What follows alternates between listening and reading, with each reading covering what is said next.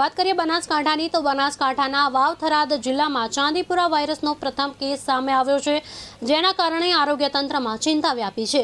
વાવ તાલુકાના લાલપુર ગામની 4 વર્ષની બાળકીનું સારવાર દરમિયાન કરુણ મોત થયું છે। બાળકીનો ચાંદીપુરા વાયરસનો રિપોર્ટ પોઝિટિવ આવતા આરોગ્ય વિભાગ પણ એલર્ટ બન્યું છે।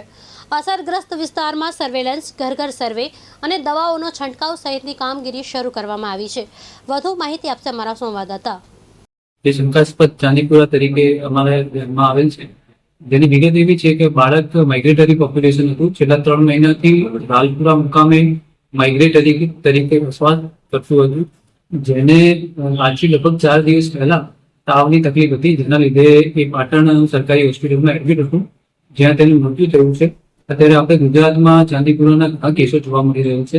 તેની અંતર્ગત આપણા માધ્યમથી પત્રકાર મિત્રોને તેમજ લોકોને એટલી ચોક્કસપણે અમારી અરજ રહેશે કે ચાંદીપુરા વાયરસ એ સેન્ટ ફ્લાય નામની ઝીણી માખીથી થાય છે। આ માખી સામાન્ય મચ્છર કરતા લગભગ 4 ગણી નાની હોય છે અને તેના કરડવાથી સેન્ટ ફ્લાય ફેલાય અને સેન્ટ ફ્લાય થતો હોય છે। મોટાભાગે નાના બાળકોમાં, 15 વર્ષથી નાના બાળકોમાં રોગ જોવા મળે છે।